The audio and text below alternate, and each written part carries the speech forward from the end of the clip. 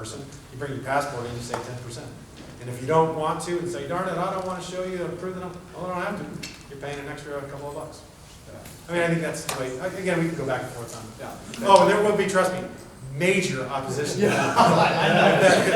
When that comes up, you call me. I'll be down there. That's going to be bows and arrows and all sorts of things. Yeah, I'll be down there to testify.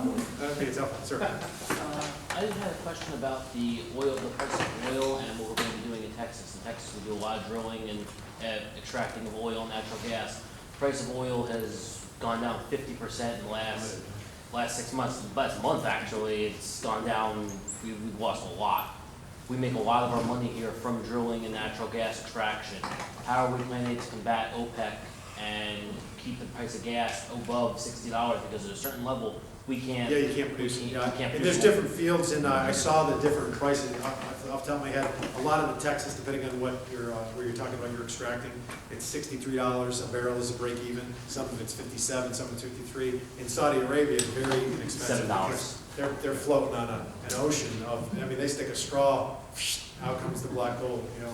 So they still make money where we don't, and then extracting from shale is also expensive. So what are we going to do for our Texas companies? Boy, I know it's a market. You know, it's the open market, and it fluctuates. It's certainly, you know, right now destroying Russia's economy. And when you want to get aggressive and do what you did in the Crimea and the Ukraine, it's not necessarily a bad thing. But that would probably. It's an open market question. I don't know if there's anything the federal government can do. Nothing that Texas state legislature can do. This is my father makes his income is off of drilling and natural gas extraction, and he's watching his profits go. He's wondering if he can stay in business, and he needs to be able to stay in business to be able to support himself, support his family. He has thousands of employees. Sure. I suspect, though. I mean, this is just my speculation, just seeing and trying to be a student of not only ancient but recent history. That this is an anomaly. I think this might last for 6 months, and I think the prices will stabilize. The prices were rather stable at that $100, $105, $110 a barrel, $3.50 at the pump, and the economy kind of got used to that. I don't see oil producers selling a product that they can sell for $3.50, selling it for $2 for long. I mean, I'm loving the low gas prices. It is nice when you fill your tank up, isn't it? And it's 30s again for the first time. I'm looking at the potential damage in that 6 months of how many jobs we could potentially lose. Yeah. Is there anything that we as a state can do to help our oil producers in that aspect? Not saying we have to subsidize them, but the way of making sure that we don't put thousands of Texans out of work, because this is the bread and butter down there. You know, one of the things that I'll certainly do when I get down there is talk to the energy stakeholders and the subject matter experts on that, and then the members of the Energy Committee and the chairman as well, to get their take and feedback on it. They know a lot more about it than I do. I don't know if there's anything we can do, but if there is, we're certainly going to try it. It's just forces, you know, global forces. It comes back. It's just now I'm worried about. Right now, we need jobs. So, you know what, let's enjoy the $2 for a while. It pops up a little bit, we'll be all good. But we just want to stay on the economy. Tony, then Dave. You mentioned early on HB2 and some of the delays associated with it. And of course, we hear out here that much of those delays are associated with speaker strikes. I'm assuming, is that your opinion as well? It kind of created the environment for Jenny Davis to do what she did. And of course, we had to go into the second session, which cost us much more money. Why would we want to support a speaker who undertakes business in that fashion, if in your opinion you feel that he did? Well, the first thing was, you know how they say success has 1,000 fathers and defeats an orphan, right? Everybody wants to take credit for the success, but nobody wants to take credit for the failure. The governor didn't put it on the call immediately. That certainly would have helped. She had 30 days to consider the legislation, so that was a delay. I don't know why. I mean, I don't know. Maybe he had very good.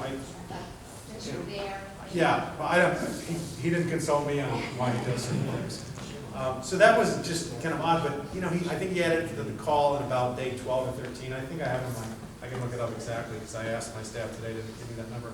But So there was that unneeded delay there. I mean, and I certainly don't want to, blame the governor. He signed the bill, and I think he's very pro-life. And you called the second session. Yeah, and he called the second session to make sure that it was passing along. But that was just odd. I mean, sure, his staff, and I would encourage you to write to the staff and ask why. And I can certainly have our staff ask his as to why they did the delay. And then when we got it, it has to be referred to committee. And there were a lot of people that wanted to testify in that bill. So it's not going to be like we have some bills 4 or 5 hours. You're done with the committee, people giving input. It was tens of hours, if not dozens of hours. And there were some things that I just didn't understand. I remember that weekend, we could have been called in on Saturday, and we were not. We were called in the next day on Sunday. And I don't know why we had a 24-hour delay. I know why the Democrats wanted it. There was I'm sure they got together and planned it.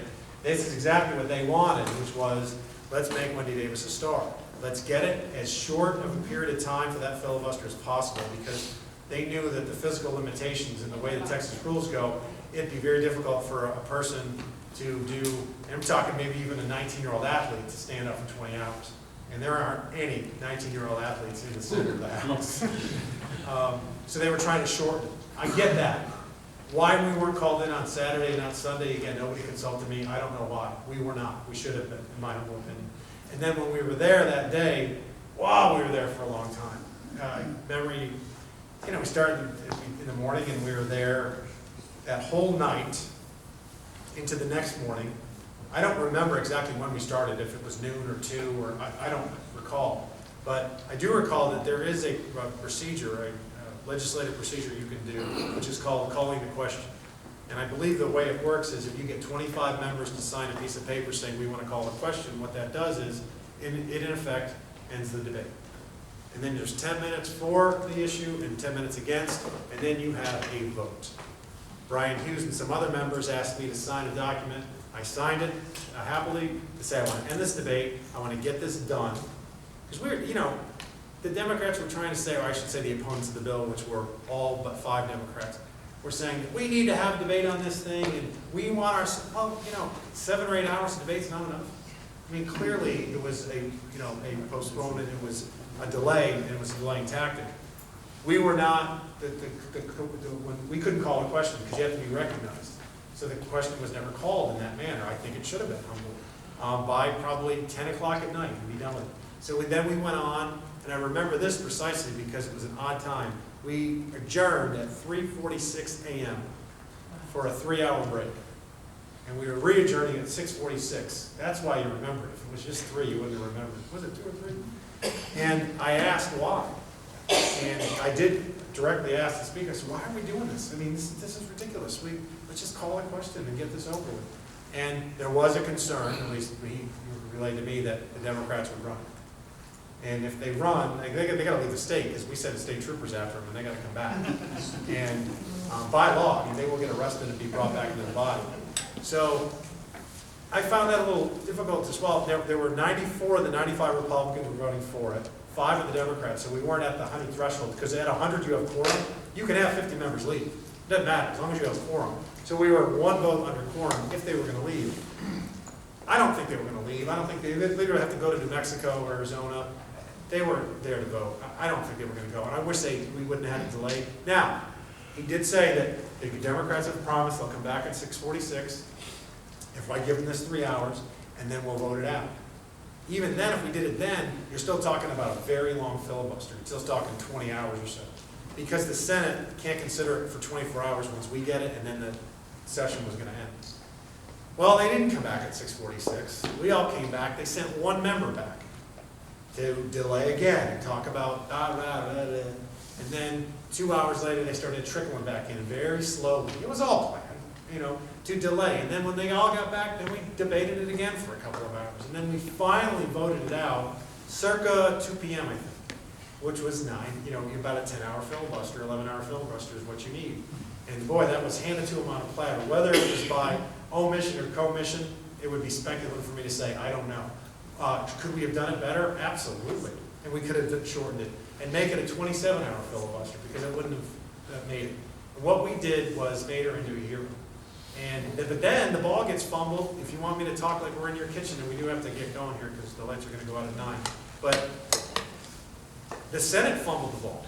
And, you know, I have a lot of respect for Lieutenant Governor Dewhurst. He was Lieutenant Governor for 12 years. He was in the CAA, the Air Force. He's a self-made man. He's a great American and has largely done a very good job for the state of Texas. This was not his finest hour.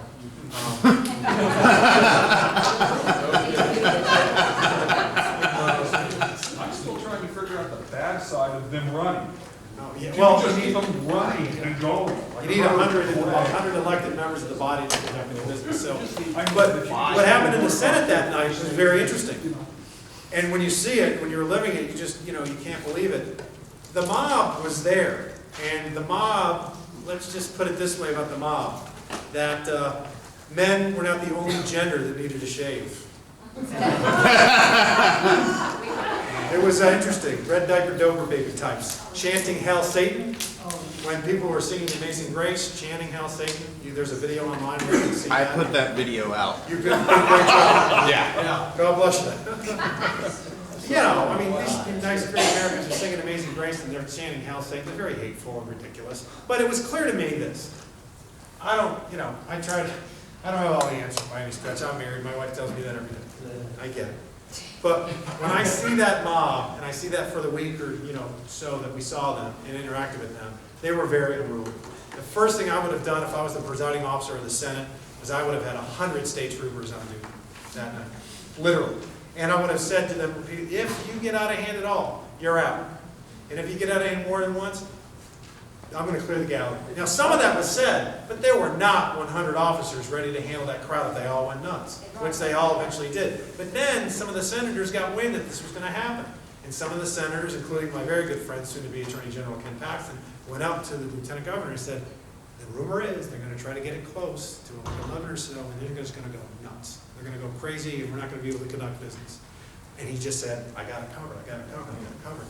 And as I'm watching this, I felt like he must know what he's doing. He's got this covered. So I think the third point of order was called on her right around 10. So we had about 2 hours left. And I'm like, oh, good, we got 2 hours, let's do it. But then the Democrats went nuts trying to get recognized. You know what you do? You don't recognize them. You recognize the Republican senator, he calls it. They have different rules. I'm not an expert on the senatorial rules. But then you call the vote and you have it. Be done with it. But they got so close. And then he went to dinner. I don't know when he went to dinner. Because was it Tom? Who was presiding at the time of the? Was it Tommy Williams? Who went out? Or was it Altaf? It was another senator that was actually presiding when they went bananas. And you know, then so what happened was a couple hundred people hijacked the democratic process for 27 million people. And again, it doesn't matter if I agree with them or not. That is not the way to do business. That was awful. So, do you have any results? Are they? Where? Oh, very sorry. But it's so little. For folks that, who was your choice for Texas Speaker? There were 3 for the current Speaker, Joe Strauss. There were 21 for Representative Scott Turner. And I'm going to have to tell Rodney Anderson and David Simpson they got one write-in vote each. So, interesting. Thank you all for coming. I appreciate it. I'll tell you very honestly, it has been a trying time because, you know, I'm trying to consider being as effective as I can be down there for the 170,000 people I do represent. And you worry about, you know, you think, look, if I vote for, basically, it doesn't look like Scott's going to get there. Okay, I'm just being pragmatic. I'm in your living room, that kind of thing. If there's 73 declared Republicans, we're pretty much cooked. I mean, he's not going to get there. But that's not the vote you're asking me to take. You're asking me to take who do what I prefer to be Speaker of the House. So, you know, and then, so I'm wrestling with this back and forth saying, if I vote for the doomed candidate, at least in this effort, and you vote for the current Speaker, well, you're probably not going to be as punished as you would as far as committee assignments go and that kind of thing, and you could have more influence. And the argument, by the way, from some very conservative members that are supporting the current Speaker is, hey, our legislation, which is conservative, which does reflect the values of this, you know, citizens of Texas, will not be killed outright. And if you do vote for Scott, they'll probably punish you. And they have to punish you because then there'll be, you know, if you don't punish your enemies, then you're going to have a lot more enemies than friends. I guess is the whole, like, they go all the way back to Caesar. You know, he didn't punish his enemies. They stabbed him 36 times in the Senate floor. And I said, I'm glad we're not in the Senate. But at the end of the day, the choice that I have to make is, would I rather have Scott Turner be the Speaker of the House, or would I rather have Joe Strauss? And I think it's wrong to demonize the opposition. Joe Strauss is a nice guy. I prefer him to be a tick more conservative, maybe a couple ticks more conservative. But, and I think Scott, he's not only my good friend, but he's a superstar. If it were up to me, I would rather have Scott Turner be the Speaker of the House. So that's the vote that I'm going to have to cast on January 13th. Now, you think it's black and white, there's another wrinkle. I have been calling for a caucus for the 3 or 4 years I've been involved in state politics. That is what the party platform says. I want to have a caucus for the simple reason that eventually the standard should be now, we have 98 members in the Republican caucus. The standard should be if you can get 50 of them to vote for you, you should be the next speaker, and all 98 of us should come out of that meeting and vote for one person. That's what I believe. I've said it, and I've never hid that since 2011 when I started to seek this office. Nothing has changed. I think that is the best way to either in the short or long term get a conservative Speaker of the House. So if we have a caucus and it's legitimately run, not some farce about everybody stand up, wow. I'm talking about the way in which it's called for in the platform. If we all get a ballot, I will proudly say if we do have a caucus, I'll say it right now on the record, I'm going to vote for Scott Turner for Speaker of the House in the caucus vote. Nothing's going to change that. That's what I will do. That's what I've decided to do. I've talked to my wife about it for months. That's what I'm doing. If we have a caucus. Scott's not calling for a caucus. Joe Strauss is not calling for a caucus. Doesn't look like we're going to have one. They have both called for a vote on the House floor. We're going to determine it on January 13th.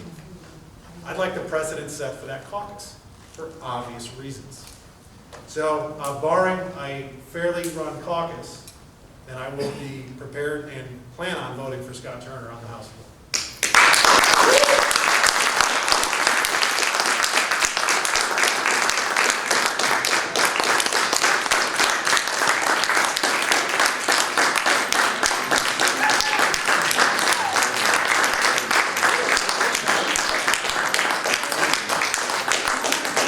Thank you so much for coming, and please remember me March of 2016.